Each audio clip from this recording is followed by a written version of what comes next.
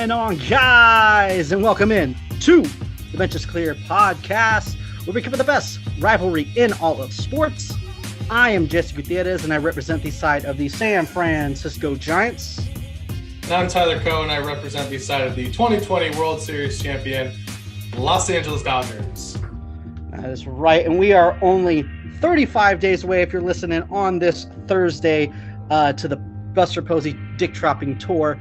And I'm excited. I'm excited for it. I'm excited for baseball games on Sunday. I was going to say, and only a couple days away from actually watching real live baseball. No. I just want to do the count, because the thing is people are disrespecting Buster Posey. They're disrespecting the Giants in general, with all these fucking projections I keep seeing. I saw another projection that had Giants finishing dead last in the division. I don't think that's going to happen. No, it's not. It's not. And I think that the Giants have a solid claim on maybe that last wild card, but that's a whole other story. They got a claim on third or fourth place. Definitely. I feel like semi-pro. Fourth place. No, but it's third place, though. So third place. That's how we're going to do it. Yeah, But apparently we need to be part of Rotary clubs to get any inside information. How do you sign up for one of those, Tyler? Have you done the research yet to get us in? Be rich and white, probably. Okay, so you're halfway there. I was going to say, I got halfway there, but the hardest half I don't have, so I don't think I'm going to be joining anytime soon. It might be a little bit harder for me to be white than it is to be rich, but that's true. I could be wrong. I don't know. It's 2020. We can make things happen. You're white passing, I guess. Thanks. Yeah. That's a compliment. That's a compliment, right? I don't know. No, let's talk about this douche Kevin. Is it Mather or Matt?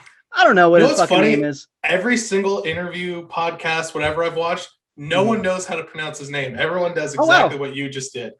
Is it this? Is it that? No one knows. Well, at first that made me feel good, and then you were just basically like, you literally just copy and pasted what everyone said. You ain't original. You're just as stupid as everyone else. Use a basic, exactly. So Kevin Marshall Mathers, there's just so many things wrong with the situation, right? And it's not shocking to hear, because it's things that we all like knew and suspected strongly, like when you suspect, like obviously like is like the same thing of being like, OJ did it, like you don't actually know, but you know what I'm saying? Right. But people are shocked, and I understand why the players union had to act appalled and shocked. But honestly, players, Jarred, how do you say his last name? Jarred Kelenic? Okay, sorry. Jarred Kelenic, they should be doing fucking backflips at this moment. They should be celebrating in the streets, because they have undeniable proof now when it comes to the CBA and it comes to grievances. Like, I understand why they have to act upset, right? And why there's an uproar in baseball. But I feel like it's kind of like glad that this happened. You know what I mean? Because it just would have continued. They could have kept on denying it. Now they can't. Yeah, can you imagine what that grievance hearing is going to be like? It's like, now Exhibit A for evidence. And that's it. Case closed. The Mariners lose. Oh, it's just you know who's pissed? Chris Bryant. Chris Bryant's probably so right now. Like, I wish our that the Ricketts family didn't exactly. And just would have been we kept him in Iowa, because we wanted to save money. Fuck it. And here's the thing. Everyone knows, like we've said a million times, and I'm sorry I keep saying it, but like everyone knows, but you can't prove it in court. So people like Chris Bryant lost a lot of money. Gleyber Torres lost a lot of money in not only just a year back from free agency, but their teams are willing to pay more when you're a year younger, because they'll pay more for that extra year of that primeness. Prime years. Mm-hmm. Primeness. The primeness. Couldn't have said it better myself. So it's just, if I were them, I'd be pretty pissed, because you literally just got bent over and fucked for it. But when you're looking at the grand scheme of things, Ooh, I think everyone's excited, or they should be excited. They should act appalled. Players Union should act appalled because the situation is appalling. It's ridiculous that these players are making billions and billions of dollars for your franchise, but then you want to jip them out of one extra year of service time. You don't want to pay them 0.5 million of for arbitration. And I'm no way do I want these owners to be broke. I'm not trying to say that they should give all their money away, and that was never close to coming true, never going to come true. But the thing is if you're going to be that rich and make that much money, don't play poor, and don't try to like penny pinch these guys that are fueling your sport, fueling your money. Yeah, I mean, this all kind of just validates everything we have said, mainly you, about some organizations just don't want to compete. And I mean, they want to compete, like I've said, but doing it their way. Yeah. You know, like it's so obvious, you know, obviously this guy admitted manipulating service time, but I just don't, it's like we talked about the other day, like, do you want $20 now or $10, but that $10 can grow? Like you just saying we aren't going to put a product on the field until we absolutely have to, it's just ridiculous. You know, him saying you're not going to see this guy at T-Mobile Park in 2021. You know, what if the guy's hitting 500 halfway through the season in the minors? How can you not call him up? It's ridiculous. And I think the more telling thing is when he was talking about someone and telling him that, you know, you're not going to see him April 1st, but you're going to see him halfway through April. 2 weeks later. Literally saying we're going to manipulate. Like that is literally the definition. And, you know, they're always backpedals. Well, they got to work on defense. Oh, we want them to work on a different position or whatever bullshit excuse they used to. And everyone knew it was bullshit, but it still couldn't be proved in court. So these players can get money. And you know what? It's good that the players get their money earlier. They're going to get their chickens because if they have a down year coming into their age 28 season, they're going to get have to pick up a shitty deal. And yeah, there's just so many things.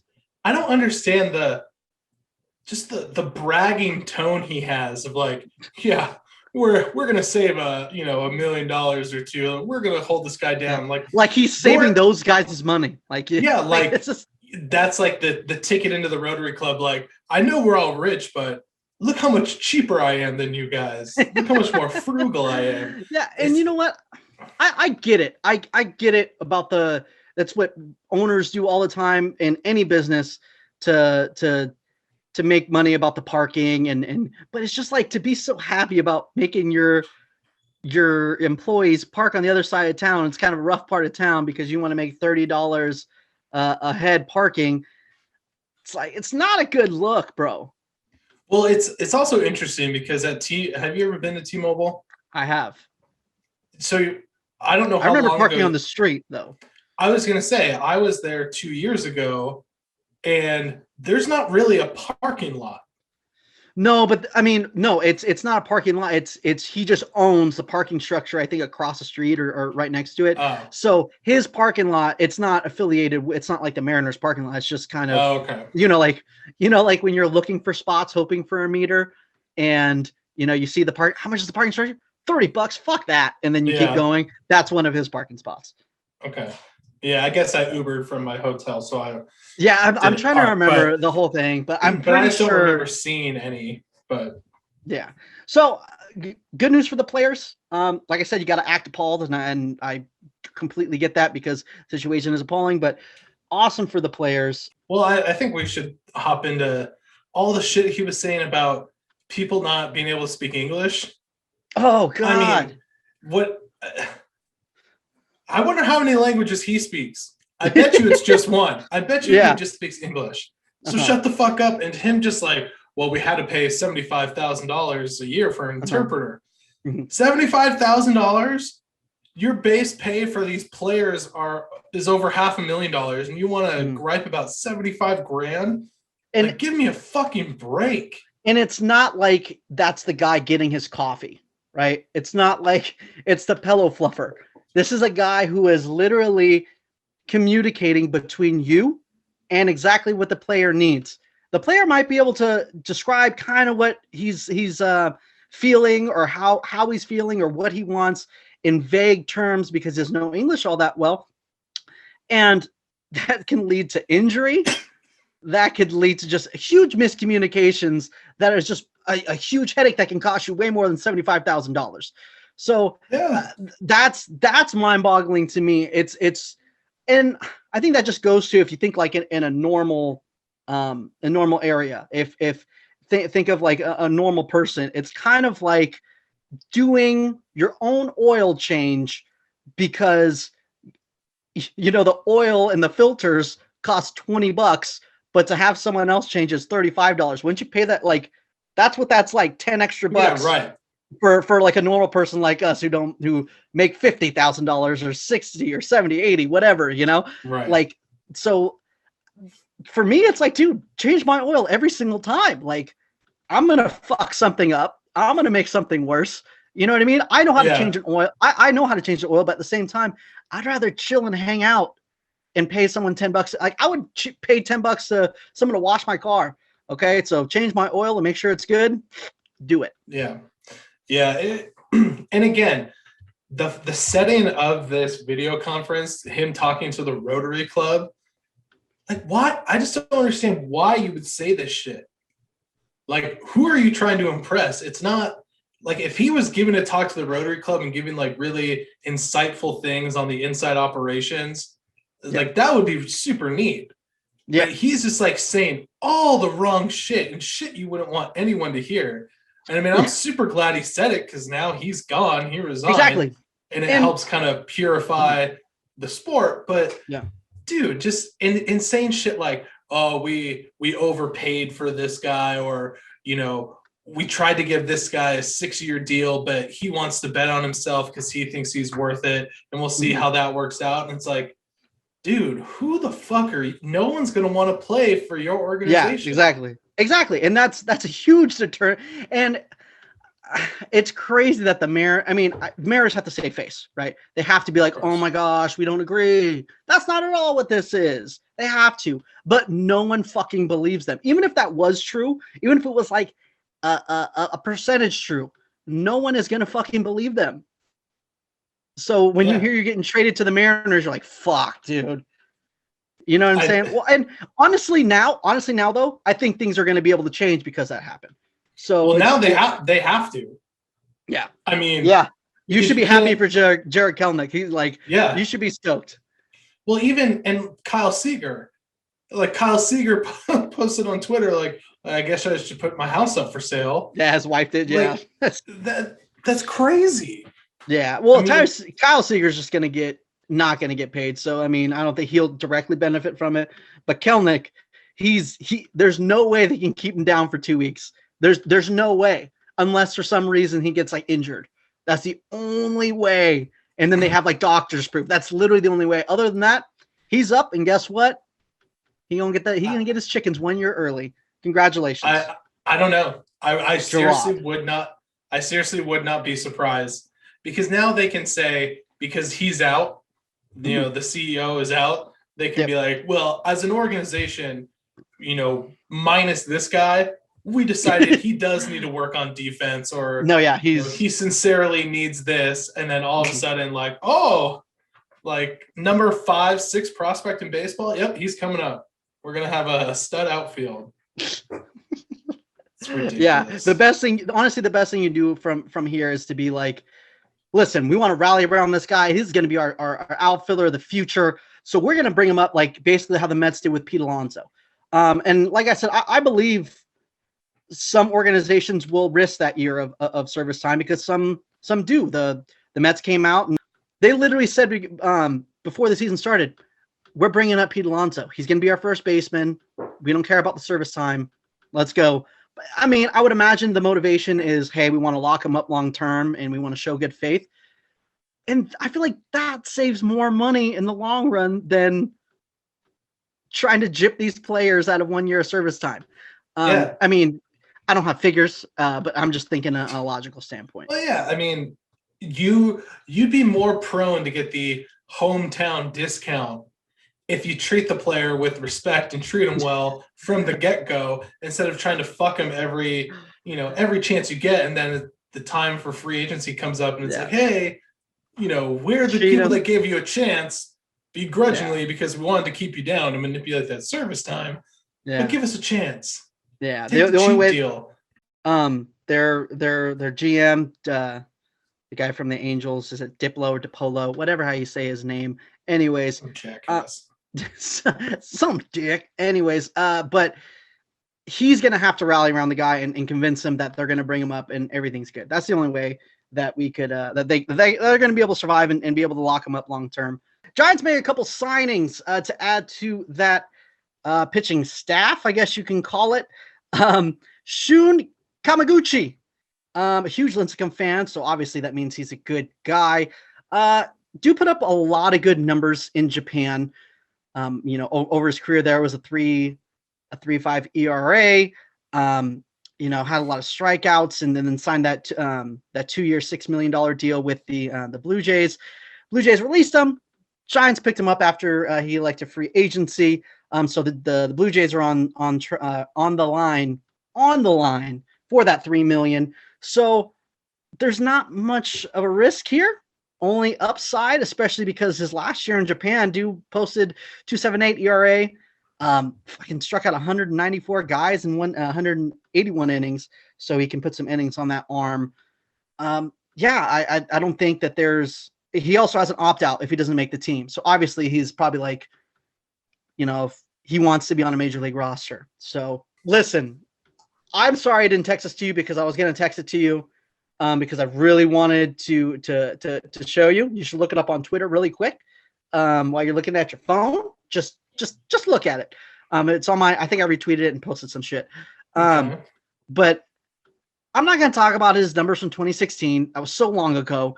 Not going to talk about any of that shit. But if you watch that video, dude, shit looks good. What's he throwing? Fucking 86 miles an hour? He's in the 90s. He's hitting 90, 91. But it's a minor league deal. There's absolutely no risk and only upside. So honestly, I was thinking the same things. When the Giants signed Brandon McCarthy to a minor league deal, like only upside, we'll pay attention to him. He got rocked in the minors and never came back. So I think that Scott Kazmir might have a better chance if you watch that video, because dude shit was I don't see it. Maybe I didn't retweet it. Maybe I did. Maybe I didn't. Maybe I thought about retweeting it and I didn't. All right. I don't need to see it. I already know Scott Kazmir isn't going to do anything. However, I am going to read when Scott Kazmir comes up and wins the fucking Cy Young. Okay. Yeah. If Scott Kazmir, but Scott Kazmir might come up and make a spot start or two. He won't have an ERA under 4.5. Guaranteed. But I suppose for a team like that, that's decent or whatever. Honestly, if he does, I would consider that a success. I bet you would. Especially because he's not someone to be relied on. He's going to spot start here and there if he comes up, if his stuff looks good. So you can't expect him to come up and have a fucking 2 or 3 ERA. I mean, low 4s or like just under 4 is like ceiling. And that's kind of dreaming, and I that's fine for a minor league deal. That's someone that can maybe give you a start here or there that can be solid, that gives you a chance to win, a game or two. You can't be that can't be top of the rotation or even 4 or 5 probably. Sounds good on the Giants because their rotation ain't that great. If we want to talk about deals that actually might matter, the Dodgers did complete the trade for Ross Stripling. That happened in the middle of the season last year. Oh, that's right. Okay. Dodgers got Ryan Noda. He was the player to be named later, way later. Slapdick prospects. I like it. Dude can rake. He strikes out 30% of the time, but he can rake. So if when he gets a hold of that leaf, it is raked. Yeah. But, so if they can fix him or whatever, dude might be something. And we we already got Max Muncy 2.0 from the A's this offseason. Mm-hmm. So we're good for a year or two. And then we get Max Muncy 3.0 when Ryan Noda figures out his shit, and we're good to go. The championships just keep coming back to back to back to back to back. Gosh, you won one, bro. You won one in like 10 years of going. Okay, you need to chill on the back to back to back. I mean, honestly, I cannot believe you made that bet. And I think What's maybe the bet again? That if the Dodgers win the World Series, I'm wearing a Dodger hat. If the Dodgers do anything else but win the World Series, you're wearing a Giants hat to a Dodger game. Unfortunately, we're not going to a Dodger or Giant game probably for the next 3 years because I'll be at Camelback Ranch in 3 weeks. Okay. So, but I'm talking about an actual game because the tickets are fucking just. I think they sold out right away. The ones that went on sale, and it's just they're ungodly. Regular season tickets already went yeah, on sale? like the ticket vouchers. What the fuck? Yeah, something like that. Well, I saw even people complaining about spring training. Maybe they were reselling. I'm just assuming that was regular season. Maybe they were talking about spring training games. That'd be fucking terrible. Dude, I got 2 like box seats right behind the dugout for $60. Oh wow. Total. Because I got it off the actual website. But then I saw, because they sold out in 2 hours, they're like quadruple the price. People are reselling them. I could fucking imagine, dude. On to better and cooler things. Really excited to bring you guys our guest today. And I would like to welcome into the Benches Cleared podcast, NBC Sports Bay area contributor, Bach Talk, ex-Bach Talk host, co-host of Cork'd Up, but the most impressive credit she has to be the fact that she has a Big League Chew endorsement. Jessica Kleinschmidt, how's it going? I'm good. I do have a Big League Chew endorsement. I have so much effing Big Chew, y'all. If you ever need any, just let me know. That's you can't. Here's the thing, Jessica. You can't say that on record. Yeah, then we're gonna hold you to it. Because then we're gonna hold you to it. That's ridiculous. I'll take a dip of grape like as a dessert. Like I just love it, and then I'm taken care of. Yeah, I mean, I feel like that's one of those things where like you made it, even though it's not like maybe like the biggest thing in the world. But like, like having like a bobble, I don't know, just one of those things like you made it. You can literally probably die at this moment and you've still made it. I would have to agree. It's a pretty good one. It was the biggest one that was really cool was when they had the first female softball player on the front.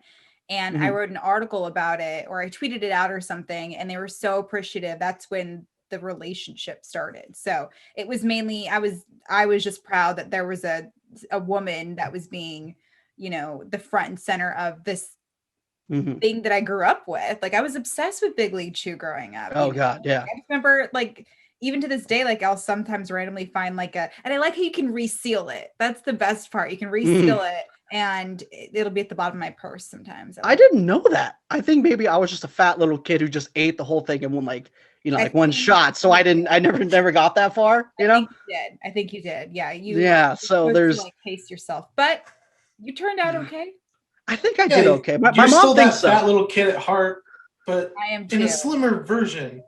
And have a little bit of hair on my face. That's the other thing. Yeah, there you go. So you Bach Talk did end. Is there like a sentimental thing on how it ended, or is it like kind of like you did your time there and you're happy with it? How did that exactly go down? I mean, it was sentimental toward the end, but up until I was told by like the umpteenth person who's successful, like, hey, I've had many podcasts that worked out and they didn't. It was kind of like moved on. But I have a lot of clips for, my resume, my reels, everything like that. Like, and I booked all of my own guests, which was really, really cool. It was something that I was proud of. So I think we taped. It was around for a year. We did, about 2 guests per week, and only a few recurring roles. I think Pitching Ninja was the only one to come on twice. And so that's 100 guests right there, give or take a few. And I did that all by myself. And it taught me to like be a producer, because producers are the ones that book the guests. So I got to be a producer. I got to write my own scripts. I got to work on my interview skills and everything like that, which was a great transition into more of the TV stuff that I'm doing now. So I'm so thankful for it. And it was my baby, and my mom and, you know, my family back in Reno got to see my face during Giants and A's games, and they would do the promos and stuff. But yeah, I was very, very proud of it.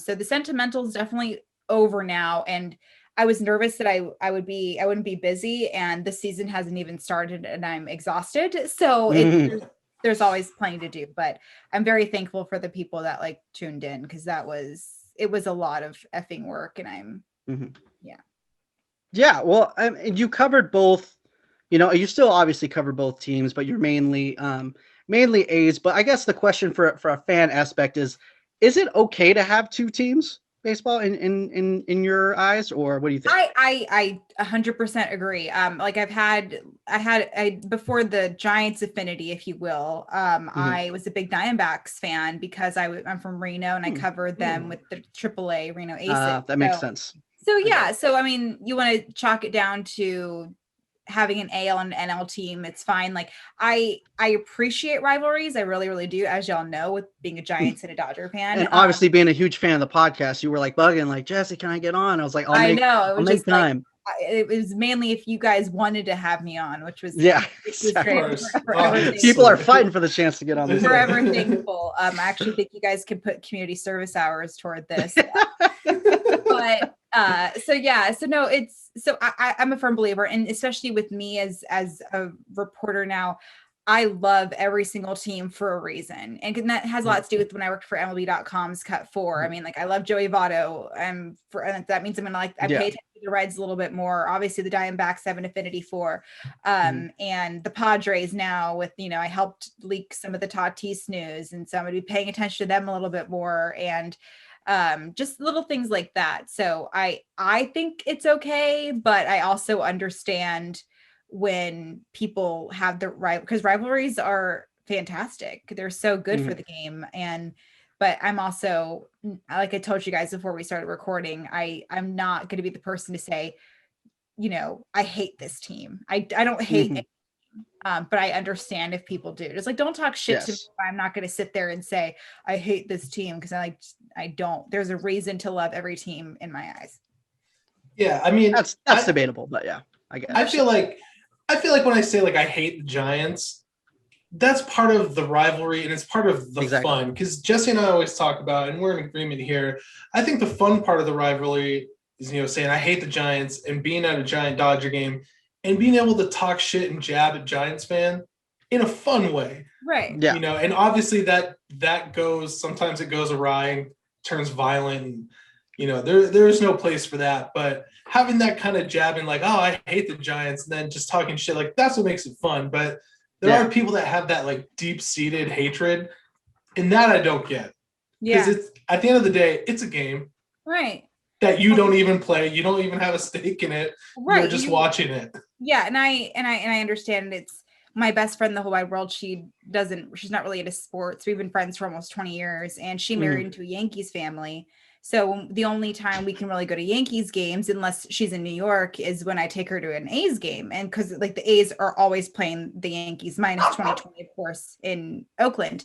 And she said she's the best time. Like, nobody really talks shit to her because it's the A's versus the Yankees. The Yankees sometimes tend to lose that series quite a bit in Oakland, but she's always treated with respect, and the A's fans are super nice to her. So it's cool. And but I also, you know, it just is what it is. But I'm always like just chill. It's just a game.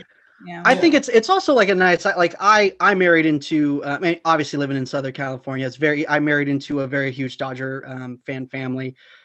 So it's kind of honestly like an icebreaker. Like, you talk shit to each other and it's good, and then you can, you know, go on from there. So it's, as long as you just don't like cross any lines.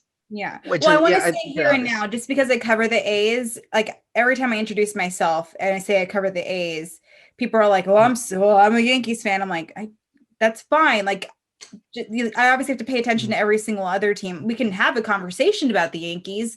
We don't even talk about the A's the entire time. It doesn't mean I hate you for not following the team that I cover. B, chill and see if you just want to talk shit to me, tell me that. Because A, you're gonna lose. B, just like let me know so I can get my earrings off. Like, you know what I mean? Like, I feel the same way. Get my hoops off and put my hair up. It is a game changer when I'm, because I have like so many earrings. When the earrings are coming off, like I need 5 minutes. And then also hopefully you have a friend who has a hair tie, because braids take a while, you know? Yeah, my hair doesn't get that long to have that issue specifically. Right. But you back to you covering the Giants. Do you honestly see them maybe competing for that last wild card spot? And if so, what do you think is like the biggest catalyst? Like what has to happen for that to happen? I honestly do. I feel like and the big, I guess, thing that they need to take advantage of is the playoff situation. But I feel like the Rockies and the Diamondbacks are going to take quite a bit of steps back. And I feel like obviously losing Nolan Arenado is a big part of that. But I mean, Farhan Zaidi was kind of brilliant, and he has been since kind of getting in there. And I'm not sucking. Dude has not missed. I know he's been brilliant. He has not missed. Yeah. He's about to miss on the Scott Kazmir. Just saying. See, I disagree. It's I knew you would. Listen. If you watch, it was my mistake. I was a little busy today, and I forgot to send you that video. But if you looked at his workouts, we talked a little bit about it on the podcast. 97, 98 in his velocity. No way. Recent. Are you sure it wasn't 8? Because I was. Why would I lie when I had to edit that piece, Tyler? I had to edit the article. Hey, are you sure that you saw what you saw? The video that I saw was only 91. The video I saw was only 91. But obviously, this might be hard to believe, but Jessica does have a little bit more access than us. So okay. Well, I'm just trying to defend myself here. I thought this was going to be a total, Jason Schmidt coming to the Dodgers situation where he's only hitting 88 on the gun and just giving up the long ball. But if he's really throwing 97, 98, then that makes a lot of sense. And it also makes me upset. He was, but right. There was some high velocity balls there. Yeah. But even if it's at 92, 93, 94. I hope it was 97, 98. Now I'm paranoid. But the 90s were involved. And just shoot the DM. We could take that out. It takes me a while to edit anyways. Yeah. But it was cool. Like, and he hasn't played in, and it was funny. They're like, oh, he hasn't played in like 5 years. I was like, no, he hasn't played since 2016. Holy shit. It's been a long time. So it's weird, right? It's like when you tell me the 80s were 30 years ago, I'm like, excuse you. And I look at my birth certificate, I'm like, oh, right. Cool. You can fuck off then. Like that. Like, how dare you tell me facts? But so I kind of like that. And like, I made the joke, like I want to find somebody loyal enough to me as Farhan Zaidi is to anybody he's ever been a part of, because Kazmir was part of not only the Dodgers, but the A's too. And Farhan was there. And, Farhan Zaidi found Max Muncy. He found Mike Yastrzemski. He found all these guys. And not to mention, like, we have a few I don't say wild cards, but as far as specific players, like you never know what you're going to get from Brandon Bell. If he has a similar season like he did last year, great. He did well with the new approach. So yeah, we don't know how Brandon Crawford's going to be. This might be his last year with the Giants. I firmly believe he's one of the best defensive shortstops in the game, period. And obviously he's one of the older ones. And so it's just different. And I'm a firm believer in that. I really think you guys need to pay attention to Jason Vossler. I feel like he's going to do a lot of really cool things. He's a workhorse. Just plop him in somewhere. He's going to do really, really well. You have Solano, of course. And the guys behind the plate, Kirk Casale, have all these former Reds reunited, and they know each other. They know how each other plays. Luciano, he's gonna be a terror in the outfield. Alex Dickerson, this is his first off season without rehabbing an injury. Money. So they have all the ingredients, what it takes. It's just gonna come down to if their starting pitching can be healthy. And that's I don't want to be like that's like kind of a redundant statement because that's everybody, but I feel like they got depth too. So they do have depth, and their offense is going to be good, strong bullpen, and everything like that. So they kind of did what the A's did, but earlier, like all these last minute signings, but the Giants kind of got ahead of it, especially when you see them all on paper. You're like, damn, okay, like I see you. So I'm really excited. So I think they have a huge shot. They will not be NL West champions, sorry, but you don't know. I mean, anything. Yeah, yeah. Fuck you. No, Well, I think the biggest thing for me, I and had I've to said say this. that in case Trevor and Rachel listen to this. Yeah. I think that I think you might be safe there. Yeah. But I think the biggest thing that the question mark is what kind of Buster Posey we're gonna get. I've been literally tweeting probably like every other day that it's 35 days, 37 days to freaking just Buster Posey drops his balls all over everywhere. I think that like Jesse seems to think that Buster Posey is going to be the MVP, the comeback player of the year. First of all, I've never 60 said that. home runs. Yeah, 140 exactly. RBIs. That's what Jesse thinks. At the same time, in the universe, right? That's what I'm saying. Like, I think what happened for me is when he was left out of the top 10 catchers in baseball, that really made me upset, especially because who was on it, like backup catchers and guys that only played, not even a 100-game season. I don't understand it. I understand he's not a top 1 or 2. I mean, I feel like he can, but he has to prove it at this point because of bad season and sitting out. But I don't know. I just feel like it's crazy to think he's not going to put up maybe like at least a 2-win season. I feel like he has to at this point. Yeah. I don't think he's going to be the Buster Posey, back when in your background. But I really feel like he could. Gang. Yeah, he could be the guy to do kind of the comeback thing. I mean, you see a lot of resurgence in players, right? And I feel like that could be it too. And he's feeling good. And if not, you have great backup catchers that he can depend on too. So I feel like that's good. And, obviously his veteran presence is going to help the entire team. And that's great too. Just was it him that I interviewed?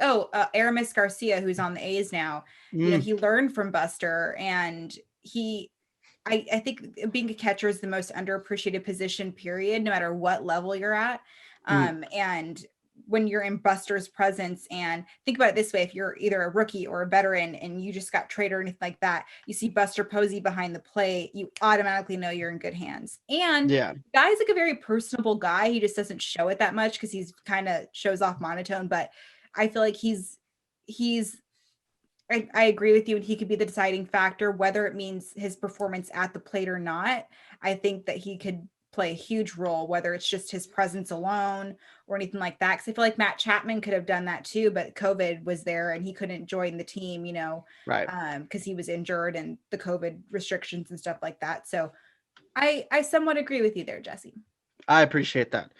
All that just to get third place in the division. All that.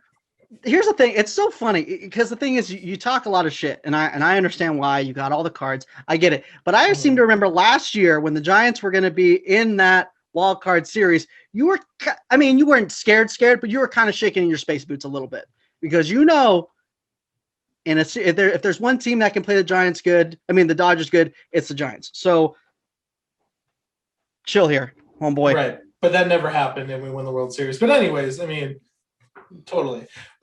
I would like to say that I agree with you. I will agree with you, both of you, that I think the Giants are poised for third place because we were talking about it earlier. People are reporting that the Giants are going to finish last.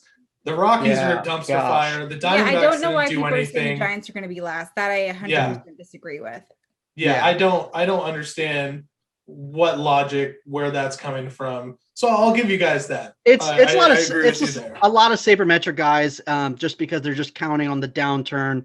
I was talking on Twitter to someone, and they were just saying like, oh, their core is older, and they're you can't read everything into 2020. They're basically discounting the 2020 season, saying their offense was fake, which I get. You can be a little skeptical on it. It just came out of nowhere, but then you're discounting, like, you have to take into account 2020 a little bit, and the fact that Farhan hasn't missed yet. And when he's excited about a dude, that dude always has a good year. So I don't know. I'm obviously hoping and kind of counting on it. I'm talking about something that happened in 2020. Most of the time when people talk about the DH, after watching it, they kind of flip back, like, oh, I'm against it. But then exactly. But you're the only person that flipped the other way. And I guess what I'm trying to ask is, like, The fuck, bro?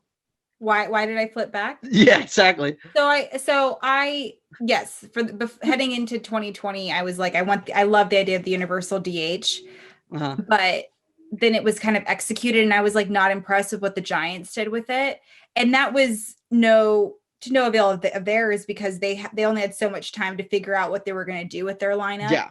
But I talked to Alex Dickerson about it, and he was even like, I was stoked until like I was the DH, and then it was just kind of a mess. And you had some interesting stuff, like Darren Ruff did okay there and everything like that. But War Flez did pretty good there too. Yeah, so. and I'm not taking that away, but the reason why I like it elongates careers. So I feel like why if you could only do it in one season, I was like, are we going to adopt it or not? So that's why I was kind of confused. Like, I love the fact that Albert Pujols is still playing. I like the fact that David Ortiz played for as long as he did. Obviously, I'm a Chris Davis girl. I want that guy to be better and then elongate his career even more. So it's kind of like from that perspective. And so how can you experiment with that and then only have it for one season? That makes no sense to me. So that's why I was kind of annoyed. It's like, okay, you're going to bring it in for a second. And then it's like, that's not romantic to me. Romantic is this guy's going to play for fucking ever. That's why I want it. I think Joey Votto is going to end up on an AL team one day. So it's if you're, or make the Reds fans happier and have a universal DH and extend that from that perspective. So that's why it kind of bothered me. That's kind of fun because I feel like we have all spectrums of it because we have Tyler who's just, well, he hates everything. So he hates the DH and doesn't want it. And then I was kind of like, didn't like the DH, but then after watching it, I was like, fuck. And then like after watching like pitchers bunt this spring training, I'm like, gosh, I don't know. It seems like you're kind of right, you know? One thing that it's kind of creeping into my head, the Dodgers have always had pitchers that can hit pretty well. Even like back in the day, like Darren Dreifert, those guys. But now David Price and Trevor Bauer are going to have to swing the bat, and that scares the living shit out of me because those guys can't hit. Trevor did take some hacks. I am not at all because he cannot hit, and same with David Price. But then you guys got Clayton Kershaw and Tony Gonsolin. Tony Gonsolin, you haven't seen him hit yet, but that dude can hit bombs. So I don't know. I mean, I think it hurts the Dodgers. What's this year. the ratio? Is it like Madison Bumgarner where people think he can hit a lot of bombs, but then you look at his actual batting average and it's not? Okay, we're not gonna entertain conspiracy theories here, Jessica. So I think it's, oh gosh, that's terrible. Oh man, yeah, that's so true though. Yeah, because I think with Madison Bumgarner, he can hit at 500 feet. It just rarely happens. Yeah. So. I think that was the one that you're just like, oh, it could happen, but it just. Well, think about if we were in his shoes. Like, I was asked this one question: if like the normal person were to get as many plate appearances, so take Marcus Semien for example. That one year he had 747 plate appearances, best in the league, and if I were to get that many plate appearances, would I get one hit? More than likely, yes. Right? Mm-hmm. You gotta get lucky at least one. Yeah, my average would be shit, but people would only remember about the time that I got the hit. That doesn't make any sense. Yeah. Well, Caleb Berriger, we had him on, and he was saying that if he gets a chance to hit this year, he was just going to try to hit at 500 feet because he was like, I got nothing to lose. That's no one's expecting anything of me, so I'm just going to try to hit this thing 600 feet. Which I feel like that could be the Giants' mentality sometimes. With all their players. Anytime they're not in a bad way. Like I feel like they definitely took advantage of the 60-game season. Did they not last year? They did. Yeah. In certain they played a way and above. I feel like they're kind of like the Reds. They like a few years back, or the Braves a few years back. Like they weren't making it to the playoffs, but they were going to be the team to piss other teams off. Like toward the end. Yeah. Like, hey, I think we're just going to win 20 games because, like, why not? And then they just like win all these games. So, and I'm not saying that the Giants will be there the entire time, but if any team could be like that, I feel like it could be the Giants, or the A's are known for doing that sometimes, So Astros were like that a few years back before they did their World Series run. Yeah, I'm always like way too optimistic. So I said that they were going to be there, but I also thought it was because their pitching was going to do well and maybe their offense might get get them like just enough runs, like, you know, because those are like the Giants teams, but that was the complete opposite. So real quick on the DH, I'm curious to know, do you think it's going to sneak in before the season starts? Because I think it's going to sneak in. The DH? Yeah. I don't think so. Interesting.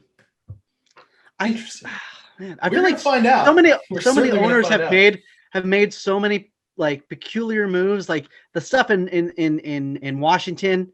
You know, I'm really curious about the whole, you know, Ryan Zimmerman, Josh Bell, and Kyle Schwarber there. Like, I just feel like you gotta think that the DH is going to be there, or they're just doing it for insurance.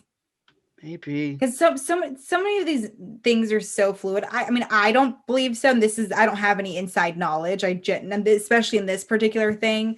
Well, we're going to take it as legit knowledge, but 100%, that's fine. But from what I last heard, it was just be prepared for not having a universal DH, because remember, right, like that agreement was only for 1 year, and they saw all the BS that was. But I don't foresee them doing that. But if they do, I could only imagine how pissed off the players would be. One more thing to tack onto that, just because I'm curious to see what you think. Do you think there will be a season next year? Like 2021? Correct. Yeah. Okay. Wait, are you talking about 2021 or 2022, Tyler? Oh, we're in 2021, huh? Yeah. I mean, next season, 2022. Are you talking about because of the CBA and stuff? Yes. Yeah. I think so. Okay. Yeah. They better. That's what I think too. They mean, because the amount of like carbs I take out of my diet to look good on camera, they fucking better. Yeah, and clearly we're doing the same, and we're, you know, trying to be in tip-top physical condition, obviously. Best shape of your life. Obviously. Yeah, of course. Yeah, we're taking 100%. Reps at first base. Everything's going to be great. Yeah. But I mean, to take on, I guess, a little bit more of what's what's been going on these past couple of weeks in baseball. It seems like every single week, you know, we have to hear about piece of shit dudes, you know, doing stuff abusing their power and doing just fucking terrible things. Is there, I mean, because apologizing for something that you're not doing, as far as people that obviously, you know, the guys that aren't doing this shit, it just seems like it's just very not satisfying. Like when people that aren't that way apologizing to you for stuff that other guys did, is there something that like dudes in the sport or dudes that want to cover the sport or whatever can do that's a little bit more meaningful, either before or even after the fact? Yeah. I mean, hopefully it never happens again, so there's no more after the fact, but fuck, how can you really think that? Like, don't be Jarred Porter. Don't do that stuff. Yeah, when a woman says she's not interested, we're not being cute about it. Unless we are, and then those girls are being fucking stupid. But you know, just if I don't respond to you for 62 messages, lock it up. Jesus Christ. Maybe not even go to 62. I mean, yeah, maybe you might be old fashioned. Maybe that might be old fashioned, but maybe stop at like 4, 5, 6, maybe even 15. Yeah, and I mean, don't get me wrong, like I've heard a lot of horror stories, and I've been very, very lucky. And the players have been phenomenal. I haven't had any issues with front office stuff, and maybe that's because if you meet me, you know you can't overpower me. But it's not always the case, right? So I don't want to take that away from women, anything like that. But don't be the Jarred Porters, and be an ally to us. A lot of the players have been phenomenal in having my back with the bullshit that I've dealt with. Taylor Trammell once, like, just on social media, had my back when somebody was harassing me. Mm-hmm. I'd even ask him to do that. You know, Dallas Braden's had my back when I've gotten harassed at a bar before. Like it's just like that.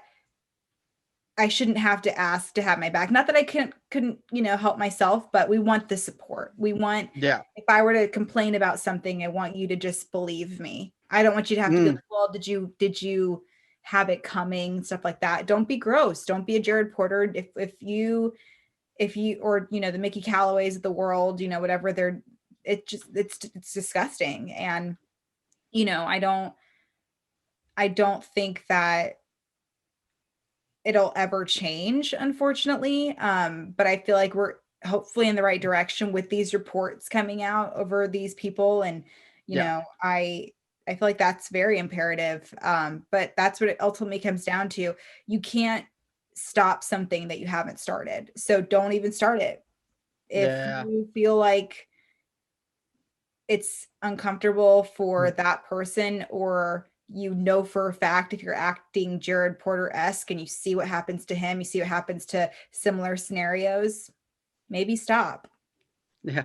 Don't spread conspiracy theories. I get it. I died at your crazy. Call me old fashioned. That was funny. Yeah. I have those every once in a while. I try. He's always good for at least one zinger an episode. Yeah.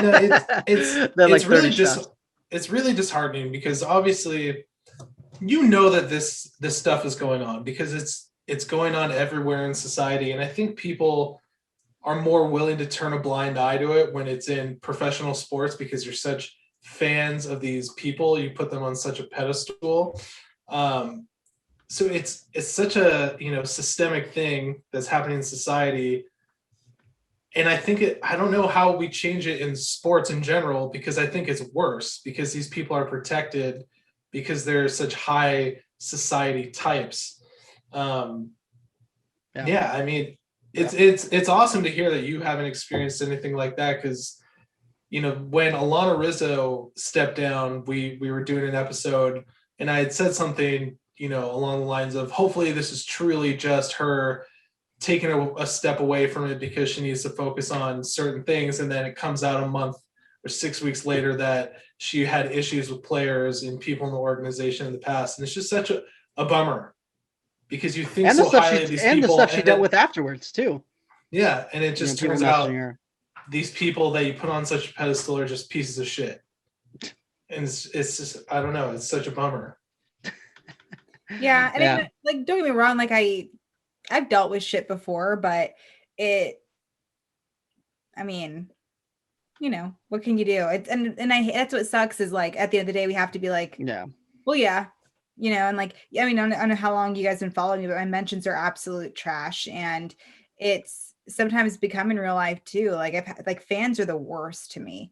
I've had stalkers. I've had fans push me at games. I've had fans. Jesus. There was one guy that pushed me while he was holding his daughter, his like baby daughter, 6 to 8 months, and he pushed me, and it was because he didn't like an article that I wrote, and a lot of people saw it and not one person said anything, and that sucks because nobody's gonna believe me, and and yeah, I've had people I had anonymous text messages come to me just in the last couple of weeks calling me awful names.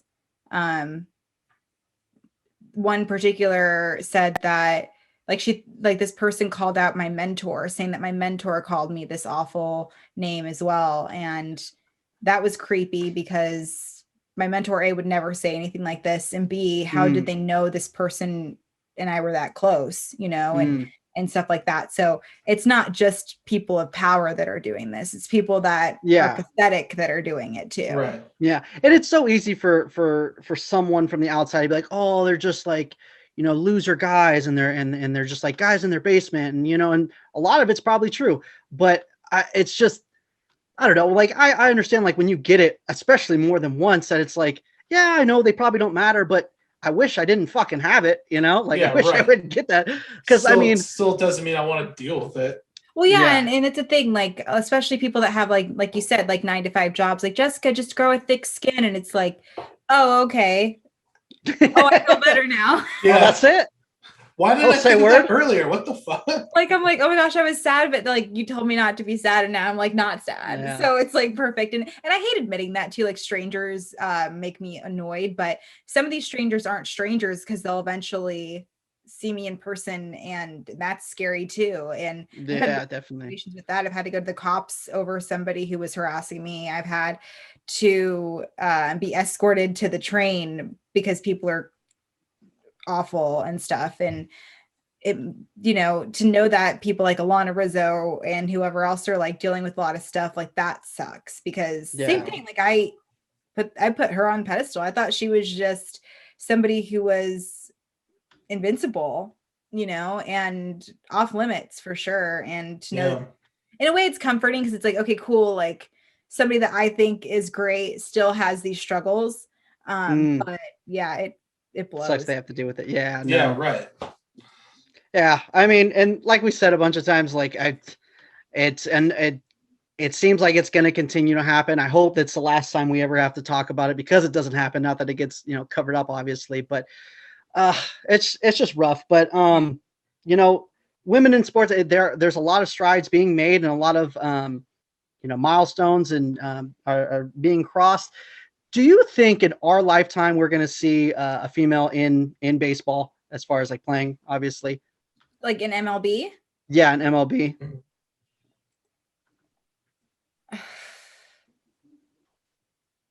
I don't think so. You think so. Did I say in our lifetime or did I say ever? You said in our lifetime. Okay. What about ever? No. Ooh.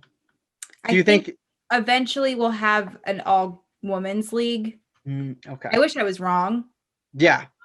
But I feel, and that's what I've talked to female baseball players about this too, and they agree. They think maybe, because there are women playing in like semi-pro or like, high A. I think they had a couple. Oh, really? But I don't see that happening. Unfortunately, I wish it was different. I wish I could be like puppy dogs and candy canes, but it's just I don't think so. And I'm a former baseball player myself, and it's just I wish I could say, but I don't foresee it happening. Do you think forming a girls or women's baseball league is a step in the right direction though? Yep. Because I don't know if you've seen, it was something they did on Real Sports on HBO about a year ago about all girl baseball teams and how it's, a very small minority in the United States, but in somewhere like Japan, it's huge. So in the United States, they kind of take everyone and throw them towards softball. But I was under the impression, I think starting a baseball league will be a step in the right direction. I agree. Because then it's at least introducing them to baseball instead of forcing girls when they're young to play softball. Yeah, and I could be a resource for anybody who has questions. I have tons of contacts who would love to have more female representation on their baseball teams. Absolutely. I've talked to them before. I know them very well. So if anybody ever wants that resource, I got you. So be good in the mentions. Something positive. Yeah. Don't be a piece of shit. This is a good life role. In every facet of life. Just try not to suck. I don't know. Yeah. Some people suck. Yeah. Well, Jessica, thank you so much for coming on. I know we've taken up a lot of your time already. So I don't want to have you on here forever and never want to talk to us again. But before we go, we do like this thing what we like to call like softball questions. They're kind of like rapid fire questions, but they come like slower, slow pitch softball. We'll line them up for you. Yeah, and if you come out of pocket, we might have to check you. So, number one, going up for karaoke. What are you singing? And you can hit a couple of bars too if you want. It depends on the mood. Okay. But it's probably Right Through Me by Nicki Minaj. I could do that in karaoke. Through Me? I don't think I've ever heard that song before. I haven't either. Listen to it later. It's the only rap song I can do really well. Okay. Sorry, Tyler, to cut you off. What were you saying? Oh, I was going to say my go-to, because I've wanted to throw this out there for a lot of episodes. My go-to karaoke song is a song featuring Chad Kroeger of Nickelback. And I get shit on a lot for that. It before. Yes! See? It's a terrible song. I don't think she's saying not. Yes. Like, it's a really good song. Oh, God. It's a good song. And Nickelback doesn't suck. The social media is just the worst. Thank you. If the bar is good, full though. of people like you, they're not good, though. Yelling at me when I sing that song. So thank you. It's no different from like other things. Like things aren't bad. Social media just like pineapple on pizza, not that bad. Social media just makes man. I don't like pineapple on pizza, but Nickelback is not that. You had a great bad, and idea, but then you didn't, and then they're certainly not gosh. worse than any other radio band. So Yeah, whatever. eat shit, Jesse. Speaking of eating, hottest food take. Mustard's disgusting. Yellow mustard is absolutely disgusting. What about Feel spicy brown attacked. mustard? Sure, but I don't know. I'd rather just have no. That's one of those. Yeah, that's one of those things. If it's there, I'll have a little dap. so do you maybe. just- but Actually, that's an it. even hotter take is I'm okay with Ooh. just ketchup on a hot dog. See, that was Oh, going to be my question.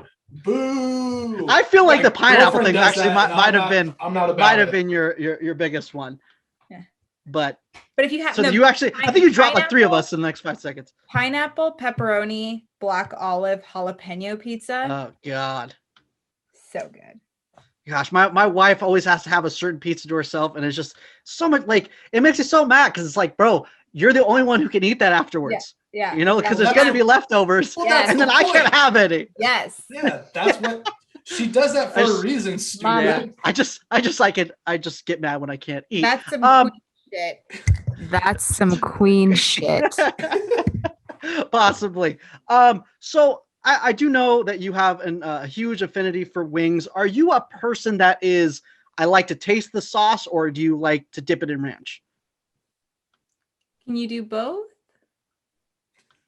Well, Yeah, it's your So you like the world. ranch. Do whatever So you like the hell ranch. want. No, I'm mainly sauce. I'd rather have sauce, but then I also I have to do. I'll do like I'm like obsessed with chicken wings, so I'll do sauce. One with the sauce, and then one dip in Okay. ranch. The next one just the sauce. One dip in ranch. That's how I am like with jalapenos. It's not about the heat, it's about the taste. Like sometimes I feel like it's just overpowering. So I mean like a burger, I might pop one in and then keep going, Yeah, pop yeah. another, but I don't want it the whole time. I I get got it. Makes a lot of sense. So hold on go for before I'm a chicken wing connoisseur myself, so I got a couple questions for you. Okay. Are we talking Wingstop or B-dubs? Ooh, that's a good question. So I love the Wingstop French fries because those are like crack. Okay, yep, that's a given. But actually, I like the Wingstop wings. Yeah. That's If the I do correct Wing- answer. Wingstop. Are you Rachel did give me a Buffalo Wild Wings gift card for Valentine's Day though. Mm.